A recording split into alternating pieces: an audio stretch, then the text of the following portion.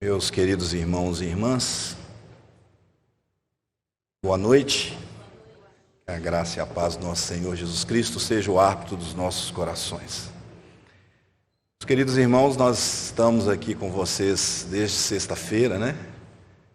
E hoje nós estamos encerrando aqui essa semana da reforma, esse seminário, levando cativo todo o pensamento à obediência em Cristo Jesus.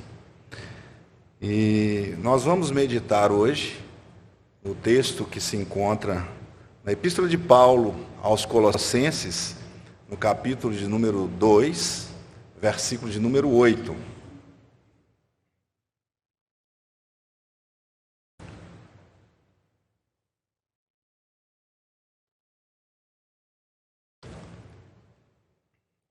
Hoje eu me faço acompanhar da minha esposa, né? Os irmãos perguntaram por ela por esses dias, então ela está ali, a Adriene. E meus filhos estão na igreja, porque eles têm outros trabalhos lá, não puderam estar comigo hoje. Eu tenho o Mateus de 18 anos e o Pedro de 11 anos. Diz a estrofe de número 4 do hino 68, né? Esforços da terra, precário destino, empenho dos homens, riqueza, o que for, não valem a bênção do reino divino. Por isso, eu preciso de Ti, meu Senhor. Essa é a minha oração aqui no púlpito. Eu preciso de Deus para que eu possa ser instrumento dessa palavra bendita aos corações dos Seus santos. E por isso eu oro em nome de Jesus, Deus, que o Senhor tenha misericórdia de mim, em nome de Jesus, e me utilize aqui nesta noite como o Teu instrumento. Vamos ler o texto sagrado, capítulo 2, da Epístola de Paulo aos Colossenses, versículo de número 8. Vamos ler a uma só voz. Cuidado que ninguém vos venha a enredar com a sua filosofia e vãs sutilezas, conforme a tradição dos homens, conforme os rudimentos do mundo, e não segundo a Cristo. Nós estamos amanhã, né, comemorando mais um ano de reforma protestante. Aquele ato que foi marcado pelas 95 teses de Lutero na capela de Wittenberg, no dia 31 de outubro de 1516. E nós fizemos uma caminhada nesse bate-papo nosso aqui, né, no nosso seminário, de reforma protestante, né, de uma reforma que tentou colocar novamente a igreja nos trilhos, o pensamento do mundo nos trilhos, e tudo que veio acontecendo até os dias de hoje.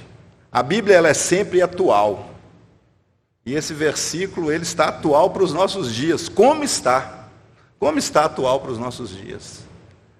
Paulo estava aqui preso em Roma e escreve uma carta à igreja de Colossos devido às informações que ele recebe de Epáfras, que era o bispo daquela igreja. Colossos ficava na região do rio Ilírico, ali próximos às igrejas de Laodiceia, próximos à igreja de Éfeso, próximo à igreja de Heráclito. Paulo então passou naquela região por mais de 2 anos, plantando igrejas. Epáfras era discípulo de Paulo, e Paulo estava, como eu disse, preso em Roma. Com certeza, Epáfras visitou a Paulo e levou a Paulo as informações, como estava a igreja. Então Paulo, da prisão, escreve uma carta à igreja de Colossos, inspirada por Deus, para ser lida naquela igreja.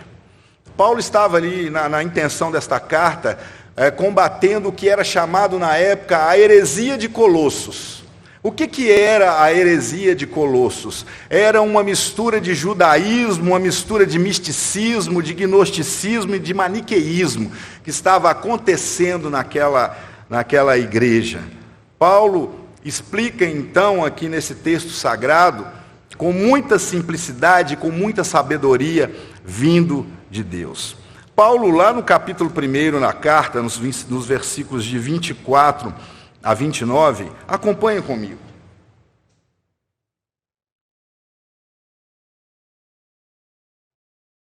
Agora me regozijo nos meus sofrimentos por vós, e preencho o que resta das aflições de Cristo na minha carne, a favor do seu corpo, que é a igreja, da qual me tornei ministro de acordo com a dispensação da parte de Deus que me foi confiada a vosso favor, para dar pleno cumprimento à palavra de Deus, o mistério que estivera oculto dos séculos e das gerações, agora todavia se manifestou aos seus santos. Guarda esse versículo aqui. O mistério que estava oculto dos séculos e das gerações, agora todavia se manifestou aos seus santos, aos quais Deus quis dar o conhecer qual seria a riqueza da glória deste mistério entre os gentios, isto é, Cristo em vós, a esperança da glória, o qual anunciamos, advertindo a todo homem e ensinando a todo homem em toda sabedoria,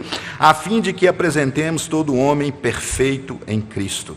Para isto eu também me afadigo, esforçando-me o mais possível, segundo a sua eficácia, que opera eficientemente em mim. Paulo, desde o início da carta, desde a sua oração pelos Colossenses, aqui a gente vê lá no versículo 9, ele pedindo toda sabedoria e entendimento espiritual. A gente vai ver Paulo depois falando da excelência da obra e da pessoa de Cristo, e depois Paulo se apresenta como apóstolo e apresenta o ministério ou o mistério do Evangelho. O Evangelho é um mistério a nós revelados. É interessante que esse mistério ele é dado a alguns. E nós chamamos esses alguns de santos, de eleitos de Deus. E esse ensinamento ele ia em contraste aos mestres da igreja de Colossos, que eram gnósticos. O que era o gnosticismo? O gnosticismo, dentre as suas inúmeras falácias, ele tinha uma fala que existia um conhecimento a ser descoberto. Havia uma gnose por trás de Cristo que ela deveria ser descoberta. E os mestres de Colossos se chamavam de homens desenvolvidos. Olha como é que são as coisas. De vez em quando a gente vê em algumas religiões aí, você fala, você precisa se desenvolver, para você conhecer uma certa gnose, para você ter uma certa sabedoria. E os mestres de Colossos falavam que os crentes precisam se desenvolver na sabedoria para procurar e descobrir outros mistérios que estavam ocultos debaixo de Cristo, atrás de Cristo. E Paulo está falando aqui, não, os mistérios nos foram revelados através do Evangelho. Os mistérios estão aqui revelados nas Escrituras Sagradas, estão na Palavra de Deus. Isso é um privilégio nosso. Paulo, então, aqui no capítulo de número 2, ele vai dizer assim, gostaria, pois, que soubesses quão grande luta venho mantendo por vós e pelos laodicenses. É interessante a gente pensar aqui que quando eu vou chamar a atenção para essa palavra luta aqui. A palavra luta no grego aqui, ela está ágona, o que significa essa ágona? Primeiro que ela vem de agonia. É uma luta que trazia muita agonia a Paulo. E a segunda coisa, essa ágona era chamada de uma luta de gladiadores sem armas. Ou seja, os gladiadores se lutavam, mas não tinham armas, lutavam com as suas mãos, com as suas forças. Então, o que Paulo está demonstrando com essa palavra? Que existe uma luta que gera de muita intensidade, de muita agonia para ele, mas não é luta que ele pega em armas. É uma batalha espiritual. Paulo está lutando essa luta em favor dos colossenses, e também lá atrás ele fala dos laodicenses. lá atrás, não, desculpa, para frente, né? Com grande luta venho mantendo em favor de vós pelos laodicenses. Nós conhecemos também a história da igreja de Laodiceia. Está lá narrada, né, no livro de Apocalipse. É uma igreja que Jesus estava do lado de fora batendo na porta para entrar. Mas o nosso caso aqui é a igreja de Colossos.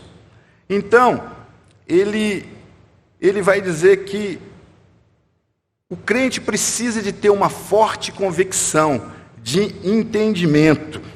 E todo crente que está inseguro na palavra, todo crente que está inseguro no conhecimento de Deus, ele é suscetível ao erro. Ele é suscetível às heresias, ele é suscetível à tomada do seu coração. O mistério bíblico, ele é revelado, e não tem mais mistérios a serem revelados. Não há nada mais que Deus nos queira revelar. O conhecimento e toda a sabedoria já está entesourada, né, em Cristo Jesus. O grande tesouro nos foi apresentado em Cristo Jesus. E ainda esse mundo continua nos oferecendo sofia, né, sabedoria, e continua nos oferecendo gnose, conhecimento, para curar as nossas almas. Por isso nós trabalhamos desde sexta-feira a frustração do homem. Nós trabalhamos que o homem, ele está ansioso, frustrado, sem respostas com a razão, que agora ele chegou a uma conclusão que ele vai ter que desconstruir tudo e começar de novo, e está desconstruindo inclusive o ser de Deus. Mas as Escrituras Sagradas nos dizem que o conhecimento, a razão, a sabedoria se revelam plenamente na pessoa e na obra de Cristo. Então Paulo vai dar algumas recomendações aos colossenses, que principalmente estarão contidas nesse versículo de número 2, do capítulo de número 2, no versículo de número 8. E ele vai falar com aqueles crentes: cuidado, vai fazer um alerta, cuidado. Cuidado que ninguém vos venha enredar com a sua filosofia. Se nós formos olhar aqui para o versículo de número 4, diz assim: assim digo, para que ninguém vos engane com raciocínios falazes. Essa filosofia que Paulo está dizendo aqui é uma filosofia de raciocínio falazes. É um modo de pensar, um modo de entendimento que pode até parecer lógico em alguns momentos, mas não é de Deus. Quantas coisas não são apresentadas aqui que parecem até bonitas, boas de ouvir, mas não são de Deus. Que pode trazer certeza à luz de um olhar científico dos homens, mas não traz certeza ao crivo da palavra de Deus. Como pode o exercício da razão humana entender um milagre? Como? Somente através da aplicação da fé na razão. Por isso a razão, ela se torna uma verdadeira razão com a aplicação da fé ao nosso coração. E a fé, ela é racional. Ela nos traz entendimento. Ela aquieta o nosso coração. Ela desvenda para nós algumas coisas que precisamos saber, que nos é revelado, que nos traz a paz. Além de termos paz com Deus, além de termos paz com os outros homens, nós temos paz do conflito humano que nos foi instalado no coração porque um dia comemos da árvore, do fruto da árvore do conhecimento do bem e do mal, que não era para nós termos. Isso nos trouxe pecado e tirou a nossa opção de liberdade. Eu agora não posso escolher comer ou não comer da árvore do conhecimento do bem e do mal. Eu só desobedeço. Eu deixei de ser livre. Assim é o homem natural sem Deus. Ai de nós se não fosse a ação profícua do Espírito Santo nos nossos corações, nos regenerando, nos convencendo do pecado, nos apontando para Jesus Cristo e trazendo luz à palavra dele e à sua revelação. Estaríamos debaixo da ira do Deus vivo, Terrível coisa é cair nas mãos dos deuses. Terrível coisa. O filósofo Luiz Pondé, eu gosto de lê-lo, logicamente com canja de galinha, né, e prudência, que não faz mal a ninguém. Mas ele diz nos seus escritos uma coisa interessante. Ele fala assim: eu ainda não consigo acreditar no cristianismo, mas eu entendo que o cristianismo é a religião que chega mais perto da explicação de mundo que eu tenho. Eu entendo que tem alguma coisa que me soa estranho, existe um mistério no ar, parece que tem algo que eu não consigo entender, parece mesmo que o homem tem alguma coisa, está faltando uma peça nele. Poxa, ele está vendo que ele chega tão perto, né? Ele chega tão perto, mas parece que as escamas dos olhos dele não caíram, ele não conseguiu enxergar o que nós enxergamos por óbvio. Platão um dia olhou e falou assim: parece que tem dois mundos, parece que eu ando aqui e eu sou governado por um outro mundo, que coisa estranha, parece que tem um mundo acima de mim, e ele não sabia o que era, porque não foi lhe revelado. Ele falou: isso vai ser, acho que é mundo das ideias, e eu acho que tem um ser que domina esse mundo das ideias, né? Deve ser demiurgo. A razão humana, ela pode chegar até pertinho, mas ele não conseguiu ver o Deus Todo-Poderoso, e ele não conseguiu ver o mundo espiritual, o qual Paulo luta, o qual, quando nós batemos o joelho no chão, nós oramos, e Deus ouve as nossas orações. Vocês já pensaram o que é uma oração? Uma pessoa que não crê em Deus e vê a gente falando sozinho, aqui: Senhor Deus, o que Ele tem por nós? Nós somos loucos, nós estamos conversando com quem? Nós estamos falando com quem? E ainda nós estamos esperando a resposta de quem nós estamos falando? Somente esse arrazoado, ele é entendido com os olhos da fé, com aquele mistério que nos foi revelado dentro do nosso coração. Nenhuma sentença matemática, nenhum conceito da física, nenhum estudante do ITA, de seja lá onde for, do mais cientista, mais melhor que for, ele explica isso dentro da razão. Dentro da razão. Como eu posso explicar aquilo que confronta a física, como acalmar uma tempestade, ressuscitar um morto de 4 dias, um Deus nascer encarnado, morrer e ressuscitar, coisas que não são naturais ao raciocínio lógico. Existe uma sabedoria oculta, existe sim, mas essa sabedoria oculta nos foi revelada. É isso que Paulo está dizendo. Não tem que ficar procurando mais nada, não tem que ficar vislumbrado, com os olhos brilhando, com aquelas coisas que nos falam nas universidades, nas faculdades, que tiram os nossos olhos de Cristo.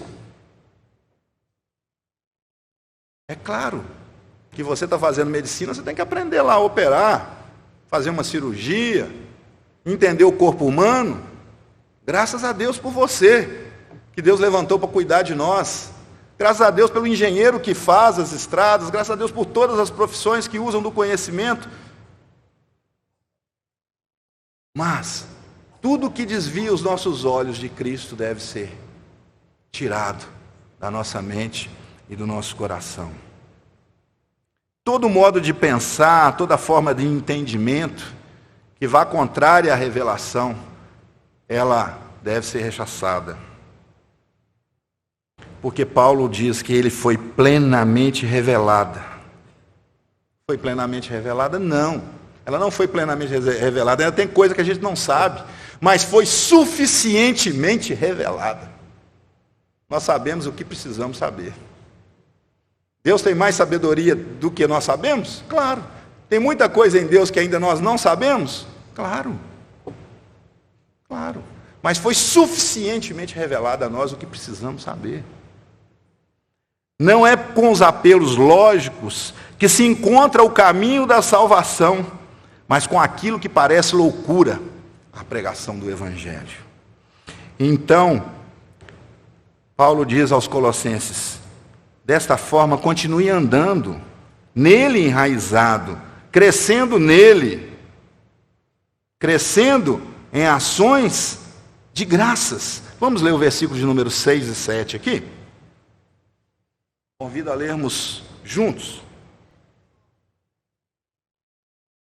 Ora, como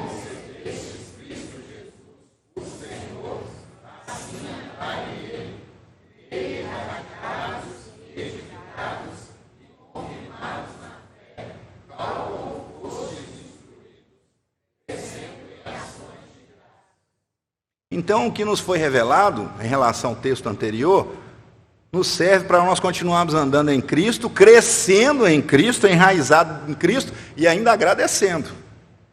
Agradecendo. Porque somos privilegiados por essa bendita revelação.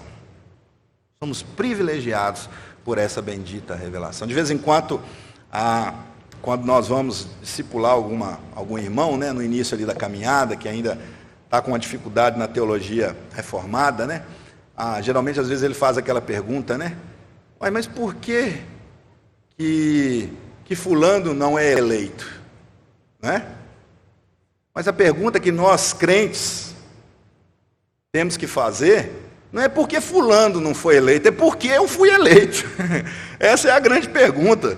A grande dúvida do seu coração não é porque fulano deixou, foi eleito. Não é porque eu fui eleito, porque você foi eleito. Isso aqui que tem que estar matutando no nosso coração. E aí isso tem que redundar em quê? Simplesmente uma coisa, ações de graças. Porque aí você vai descobrir sobre a luz da revelação que você não merecia ser. E você foi. Né? Um ato de amor e soberano de Deus. Que coisa maravilhosa, irmãos. Isso pacifica o nosso coração, dá tranquilidade para receber essa verdade. Nós não podemos entender que a sabedoria ou o conhecimento do mundo seja maior do que Deus, pois o Deus o tornou louco, uma ação soberana de Deus de tornar a sabedoria do mundo loucura. A sabedoria de Deus é mais forte, é maior. Então Paulo alerta, cuidado que ninguém vos venha a enredar com a sua filosofia, e cuidado com as vãs sutilezas, mentiras ou pequenas mentiras que são nos dadas de conta-gotas de forma leve, suave e bonita. Paulo está tratando então aqui principalmente de um problema da época que estava em Colossos, que era o gnosticismo, que era o dualismo, o maniqueísmo. Os gnósticos acreditavam, por influência do maniqueísmo, que existe duas forças oponentes, o bem e o mal, que lutam em igualdade de proporções. Eles acreditavam também que o corpo é mau e a alma é boa. Então, dentro do entendimento deles, Jesus Cristo nunca poderia ter tido um corpo. Porque senão Jesus Cristo seria mau, porque o corpo é matéria, a matéria é má. Então esse Jesus Cristo que esteve entre nós, ele era somente um espírito. Como se fosse um espírito errante andando entre nós. É uma loucura. E eles explicavam, olha que coisa linda, é porque Jesus é bom. Porque Jesus é perfeito, então ele nunca pode ter essa matéria ruim que nós temos, essas coisas. Então é até gostoso de ouvir, parece que está exaltando a Cristo, mas é mentira. É mentira. Não é a verdade que as Escrituras nos apresentam. É um ensinamento falso, e todo ensinamento falso vira heresia e traz apostasia. E todo ensinamento falso vira superstição evangélica. Nós temos tantas, né? E tinha lá na igreja de Colossos a ideia de anjos, de aparição de anjos, de revelação de anjos, de dons sublimes. Como eu disse assim, olha, dos desenvolvidos, dos mestres desenvolvidos. Então tinha um escalonamento dentro da igreja de Colossos, quem era mais desenvolvido, quem era menos, quem era mais próximo de Deus, quem estava mais longe. Me desculpem aqui falar, igual quando eu no início da minha caminhada, né, muito neófito, né, como a gente começa ali, E a gente começa a conviver alegre com os outros irmãos, né? E um dia me levaram um tal do monte lá para orar e aquela coisa toda, e eu estou todo alegre indo, né? Porque por desconhecimento, aquela coisa toda, e a moça falou comigo: você fica embaixo que você não pode subir ainda, lá é só para os poderosos, né? Eu fiquei triste, magoada, minha fé foi rasgada ali no coração, meu Deus, ainda vou chegar lá, né? Graças a Deus que a gente vai caminhando, vai aprendendo e vai descobrindo a verdade, vai tirando as travas dos olhos. Isso nada mais é do que uma superstição, né? Como ir lá e como fazer os degraus do monte. Duas coisas, duas grandes superstições, que não servia para nada e que está dentro do evangelho dos evangélicos, mas não está dentro do evangelho de Cristo. Isso vira esses ensinamentos que são ensinados às vezes de uma forma suave, de uma forma bonita, com sutileza, com delicadeza, com atenuidade, com agudeza, com inteligência. Às vezes pode fascinar alguns, mas essa é a grande especialidade de Satanás. Ou nós vamos achar que Satanás ele vai aparecer com um rabo, com um garfo na mão e todo de vermelhinho com 2 chifres. Não. Não. Satanás mostra um invólucro reluzente, bonito, como se fosse um grande presente para o homem. Satanás mostra uma água rasa, uma armadilha rasa, que você não afunda. Satanás joga para nós uma isca saborosa, só no começo. Porque quando você abre um invólucro, dentro do invólucro tem morte, tem destruição, tem inferno. Quando você pisa na armadilha rasa, você acha que é rasa e ela é muito funda, e você afunda. E quando você começa a comer a isca, no início ela parece muito gostosa, mas ela é envenenada. Cuidado com as vãs sutilezas. Cuidado quando nós tiramos os olhos das Escrituras e olhamos para aquilo que nos parece bonito, que nos agrada, que nos atrai. Ao longo desses 2000 anos de história do cristianismo, o homem está sempre inventando alguma coisa nova. E tem sempre colocado essa coisa nova, às vezes em heresias, como a grande solução contra o velho evangelho. Agora nós estamos na visão, né? Nós agora temos o movimento X, o movimento Y. Agora sim a igreja. Agora nós temos isso, agora nós temos o movimento tal. Todo avivamento é projetado e promovido pelo Espírito Santo de Deus, que leva o homem à contrição, ao entendimento de pecado, ao arrependimento, ao choro, à dor e à mudança e transformação de vida e, consequentemente, daqueles que estão próximos dele. Esse é o verdadeiro avivamento. E quem produz esse verdadeiro avivamento é só o evangelho genuíno, nada mais. Não é comprado nas prateleiras do supermercado, em lugar nenhum. Não é feito com as metodologias, com nada. É feito com a pregação poderosa do evangelho e com a ação do Espírito Santo de Deus, que entra no coração do homem e tira um invólucro de pedra do coração do homem e amolece aquele coração duro, entrando e invadindo os porões do coração humano e limpando e transformando e abrindo os olhos do homem. Cuidado com as vãs sutilezas. Diz o texto sagrado, eu tinha falado ontem, né? Cuidado que ninguém vos venha a enredar. O que é enredar aqui no texto sagrado? O que é enredar no grego aqui apresentado para nós? Eu tinha falado ontem, né? Eu tinha esquecido, no lapso de memória, eu tinha esquecido qual era a palavra. Enredar é armadilha de passarinho. Cuidado para ninguém colocar armadilhas pequenininhas para você, e você, igual bobo, entrar lá dentro e a gaiola fechar. O que Paulo está dizendo a Colossos? Vocês estão sendo pegos por falsos mestres em armadilhas pequenas. Eles estão armando com falácias, com coisas bonitas, estão encantando vocês e vocês estão largando o evangelho e caindo dentro dessa armadilha. E essa armadilha está te trazendo morte. Gente, Como o povo de Deus tem sido enganado. Como eles estão falando falácias para nós e de vez em quando nós estamos engolindo isso, achando que é bonito.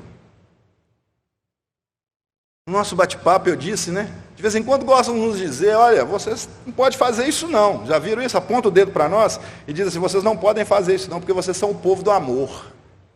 Vocês só amam. Não é isso? Já ouviram falar isso por aí? Mas às vezes carece de uma explicação, né? Fala assim, realmente, eu amo. Mas eu amo aquilo que meu Deus ama. O que meu Deus não ama, eu não amo. Eu não amo o erro, eu não amo o pecado. Eu não amo a corrupção. Eu não amo a lascívia. Eu não amo a injustiça. Eu não amo aquilo que destrói a família. Eu não amo essas coisas, não. Porque meu Deus não ama elas. É lindo, né? Você ser chamado o homem do amor, a mulher do amor. Ser preconceituoso. Não. De vez em quando nós temos que mostrar para eles que nós não temos preconceitos. Nós temos conceitos. Muito bem definidos. Muito bem definidos. Esclarecidos por esse evangelho e trazido ao nosso coração por esse evangelho que nos foi revelado em Cristo Jesus. Conceitos. Sem medo de falar dos nossos conceitos. Sem medo. Sem medo. E o dia que nós colocarmos ele, tirarmos a direção, tirarmos o centro, nós fazemos como nós dissemos hoje pela manhã. Nós tiramos a retidão da linha. E ela deixa de ser uma linha numa direção daquele que vai nos dar o prêmio sublime na linha de chegada para a gente correr em zigue-zague. E não vamos chegar. Vocês lembram naquela corrida da Olimpíada que o brasileiro estava em primeiro lugar e está chegando, e está chegando, e está chegando, concentrado para chegar. Aí um padre, que ele tinha o costume de dar abraço e beijo nas pessoas, aí ele entra na frente do corredor e dá um abraço nele. Aquilo ali, sabe quanto tempo durou? Se você ver a cena lá no YouTube, você vai ver que não demora mais do que alguns segundos. Mas aquilo ali tirou a concentração do corredor. Ele está correndo, não está aguentando mais, mas ele está vendo a linha de chegada. Mas ele está indo, o cara dá um abraço nele. Tirou a concentração dele. Ele olhou para o corpo fadigado, ele olhou para o suor, ele olhou para a distância, ele olhou para as pessoas que estavam atrás dele vindo, ele olhou para aqueles que tinham potencial de correr mais do que ele olhou para as coisas que não poderiam olhar, ele olhou para o arado. Por isso nós não podemos olhar para o arado, porque você tem dois riscos. Você pode olhar para trás e olhar para o arado e falar assim, nossa, eu trabalhei demais e não fiz nada, olha como é que o arado está seco. Ou então você falar assim, puxa vida, eu já fiz muita coisa, está na hora de descansar. Então vira para frente, deixa esse arado que passou para frente e vamos para frente. Vamos nos transformando em Cristo Jesus, vamos renovando a nossa mente, vamos correndo atrás da graça, seguindo o caminho sublime dos passos de Jesus Cristo e carregando a nossa cruz, que é muito leve em relação ao que Jesus Cristo carregou por nós. Vamos lá. Não vamos nos maravilhar com essas coisas, não vamos cair nessas armadilhas pequenas. Cuidado com essas armadilhas de gesto suave. Os judeus pediam sinais, porque eles olhavam para a cruz e falavam, a cruz, nenhum cidadão romano é crucificado ali. Ali é o maior dos malfeitores que vai para lá, aquilo ali. Esse aqui é um Deus que morre naquele lugar? Não, eu quero outro sinal. Me prova aí que esse homem que morreu na cruz é realmente Deus. Os judeus pediam sabedoria. Olha, me dá todas as explicações de tudo que eu quero nessa pessoa. Mas eles não conseguiam olhar para a cruz como nós olhamos. A cruz para alguns é morte. Para alguns é somente vergonha. Para Nietzsche é um Deus que morre ali. Para outros é um homem. Para outros é uma mentira. Mas para nós a cruz é vitória sobre a morte. Para nós a cruz é vitória que nos concede a paz. É vitória que deu despojamento a todos os principados e potestades, expondo eles publicamente, como diz o texto sagrado aqui no capítulo 2, no versículo de número 15. Para nós é isso. O entendimento que nós temos de cruz é outro. Por isso nós corremos para ela, nos identificamos com ela. A identificação é tão grande que é interessante, às vezes a gente está fora, né, do nosso país, a gente está andando assim, pode ser até uma igreja herética ou qualquer coisa, mas quando a gente vê uma cruz, a gente se identifica, a gente dá um sorriso, olha ali, uma igreja. A gente nem sabe o que tem lá dentro, mas o sinal da identidade da cruz ali, ela nos identifica, porque a cruz para nós tem um significado, e o mundo não consegue entender esse significado, não consegue entender esse significado. Cuidado com os raciocínios falazes, com as filosofias que nos são apresentadas. Cuidado com as vãs sutilezas. Cuidado com aquilo que nos é apresentado conforme a tradição dos homens e conforme os rudimentos do mundo. Cuidado com a tradição dos homens e com os rudimentos do mundo. Com certeza, Paulo, sobre a exposição aqui, ele estava falando de outro problema que tinha na igreja de Colossos. O que era o outro problema que tinha na igreja de Colossos? Eram os judaizantes. Os judaizantes. O que acontecia lá? Os judeus queriam, como a gente já viu em várias passagens bíblicas, que os gentios se dobrassem ao cerimonialismo judaico. Porém, o cerimonialismo judaico ele não tem mais valor em Cristo Jesus. Se cumpriu todo o cerimonialismo na pessoa de Cristo. Mas o que acontecia? A tradição dos judeus era tão grande que cobravam o cerimonialismo dos gentios que lá estavam e subjugavam os gentios em crentes de segunda categoria. Poxa, lá estava difícil, né? Ou você é mestre, para desenvolver, você está para trás. Ou você é judeu dentro do cerimonialismo, você não desenvolve, você está para trás também. A igreja, né? Aí a pessoa fica lá, qual lado que eu vou, qual lado? Uma igreja cheia de falsos mestres. Então Paulo está dizendo que esses rudimentos, que essas coisas que em um tempo, logicamente, tiveram utilidade, não tem mais. Que esses protocolos que não eram exercidos pelos gentios, juntamente com essa vã filosofia, juntamente com esses raciocínios falazes, não servem para nada. E por incrível que pareça, muitos crentes lá de Colossos caíram nessa armadilha judaizante e se tornaram judaizantes, para não ficar para trás. E de vez em quando aparecem umas ondas aí, e tem gente que chega o rosto na janela e acha que a grama do lado de lá está mais verde. E aí fica querendo pular. Nós estamos precisando fazer. Não, nós não precisamos de nada, nós precisamos continuar no Evangelho. É esse o Evangelho. Nada mais. Nada mais. Foi nessa que o cristianismo, querendo dar resposta à razão, trouxe movimentos como, por exemplo, a teologia liberal. Paulo, de forma nenhuma, está querendo dizer que filosofia não presta, que conhecimento não presta. De jeito nenhum, não é isso. Paulo está querendo dizer que aquele conhecimento que é trazido segundo os rudimentos do mundo e não segundo a Cristo, ele não serve para nós. É isso que Paulo está querendo dizer. Por isso o tema da nossa palestra, levando cativo e obediência todo pensamento em Cristo. Se você, pela graça e vocação de Deus, você é um médico, seja lá o que for, que seja um médico vocacionado por Deus para fazer a obra. Que aquilo que você aprendeu na sua escola seja usado para a sua tarefa da sua profissão. E não para contradizer as verdades de Cristo. Não é essa a finalidade do seu conhecimento. Não é essa a finalidade do conhecimento. A finalidade do conhecimento do homem crente é levar cativo a Cristo e servi-lo. Por isso todo conhecimento ele tem que passar pelo crivo de Cristo. A gente pode aprender tudo que a filosofia traz, para depois você vir aqui e falar um dia que aquilo tudo aqui não serve, que serve é a Bíblia. Não é? A gente não tem problema aprender. Mas tem problema levar aquilo para o nosso coração e achar que aquilo faz sentido na nossa vida.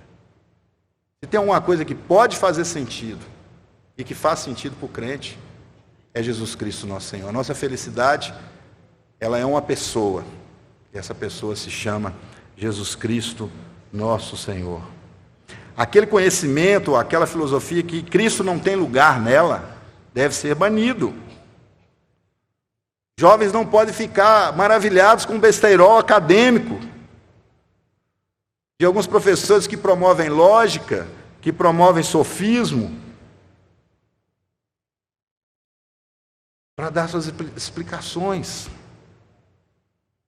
Paulo fala que também havia um rudimento aqui, serve também para aquele conhecimento básico, inicial, de que a terra era criada. Os gnósticos gostavam muito de trazer que a terra ela era criada dos princípios básicos, fogo, água, luz, como os gregos antigos falavam. Então, nos arrazoados lá dos ensinos da igreja de Colossos, eles falavam que Deus é criador e que Deus criou a partir de... Olha, Deus criou a partir do fogo, Deus criou a partir da água, Deus criou a partir da luz. Rudimentos da criação. Deus criou pelo poder da sua palavra. Assim diz o texto: haja luz.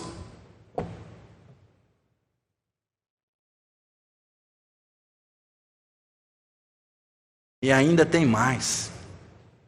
Esse conhecimento que nos é oferecido, ele é manchado, ele é marcado pelo pecado.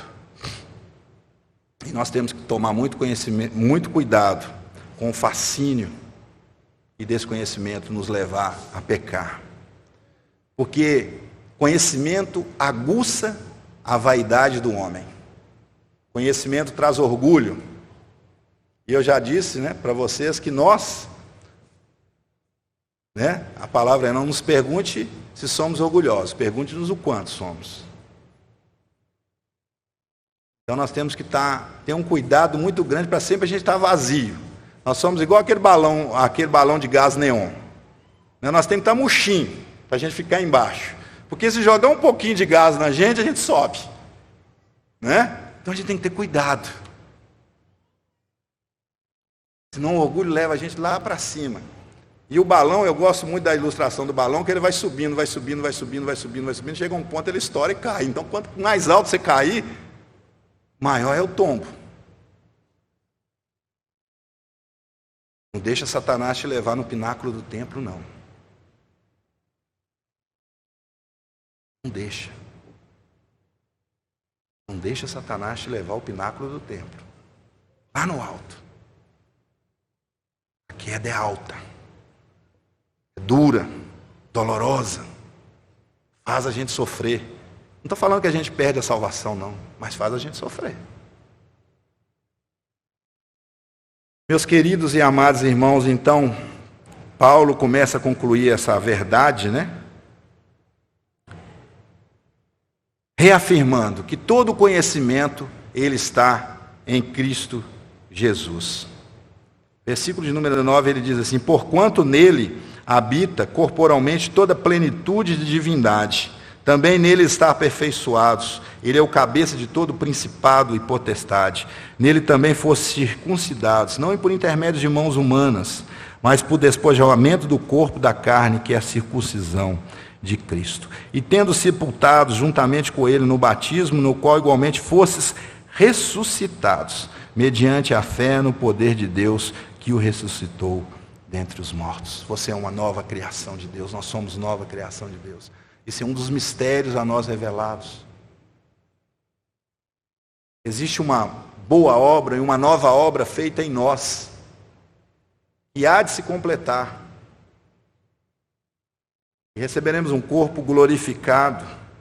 A circuncisão de Cristo tirou a capa do nosso coração, o muro do nosso coração, para ouvir a sua voz. Cancela a dívida, como nós lemos no texto, destruindo todos os propagadores destes ensinos que nos levam a Deus. As potestades e os principados já estão destruídos, mas eles ainda se levantam contra Deus.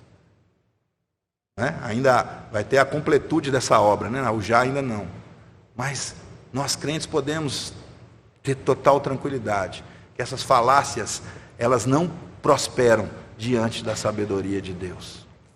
Às vezes a gente precisa olhar para as coisas um pouco com os olhos espirituais.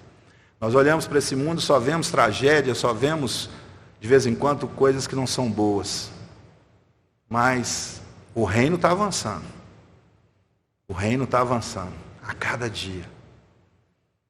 Se Jesus Cristo não voltar amanhã eu tenho a certeza, está mais perto o dia dele voltar. Está mais perto. Porque a cada dia que passa, está chegando o grande dia. E nós não iremos com ele aqui no dia que ele voltar.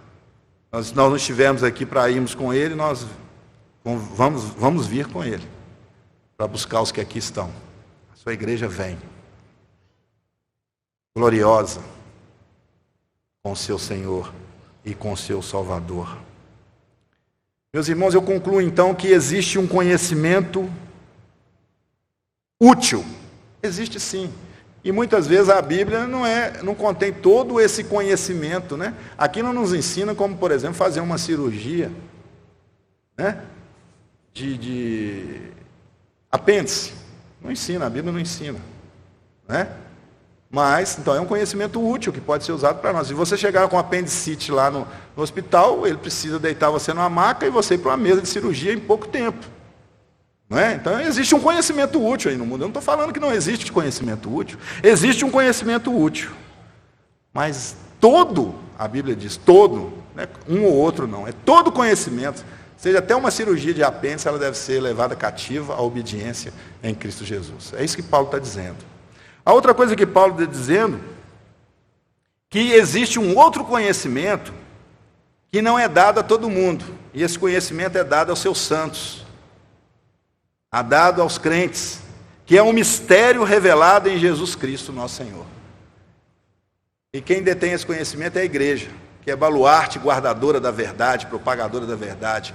E igreja, que no contexto não é a igreja como a romana achou que ela, instituição, guardava. A igreja aqui é as pessoas que formam esse corpo sagrado, esse corpo santo, essa grande assembleia.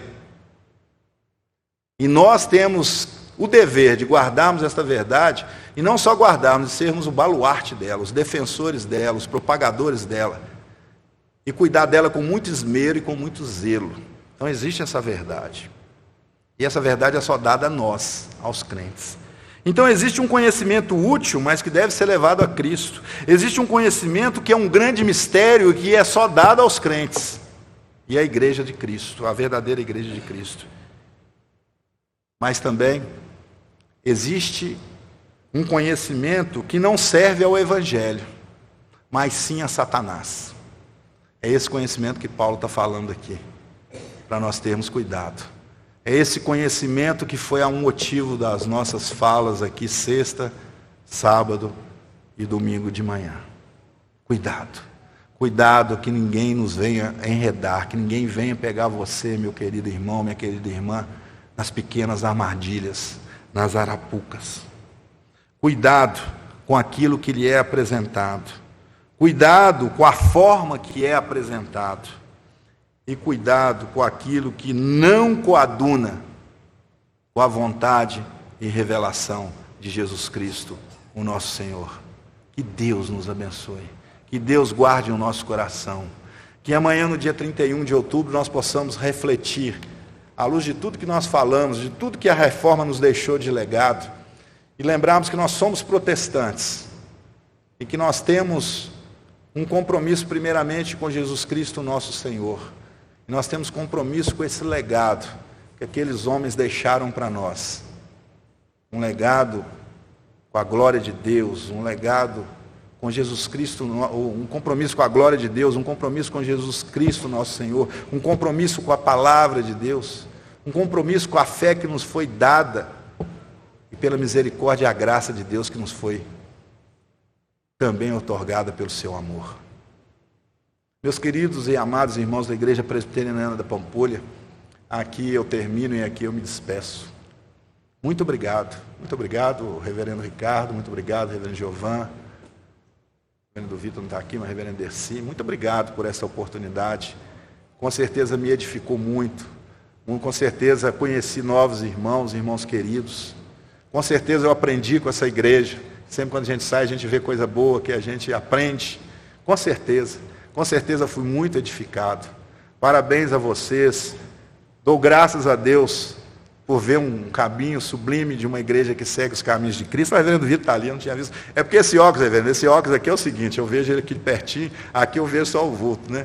Antigamente eu ficava falando, por que esse povo tanto tira óculos e põe óculos, tira óculos? Aí eu descobri um dia que é porque o óculos é para ver perto, né? E para ver longe tem que tirar o óculos. Aí eu cheguei lá. Obrigado, meu Deus, em nome de Jesus, por ser usado, Pai, por ter podido ser usado como instrumento do Senhor, Pai. Ó Deus, eu reconheço que não tenho méritos, mas o Senhor teve mercê do seu servo. Ó Deus, o Senhor resolveu usar-me pela tua graça, pelo teu amor, pela tua misericórdia. Muito obrigado, Pai. Muito obrigado por o Senhor ter me confiado tão nobre, tão preciosa missão. Ó Deus, que às vezes me envergonho diante dela. Muito obrigado. Muito obrigado, Pai. E eu peço ao Senhor que o Senhor continue atuando no meu coração, porque a responsabilidade é grande. E quando eu olho para mim mesmo, eu me sinto incapaz, Pai.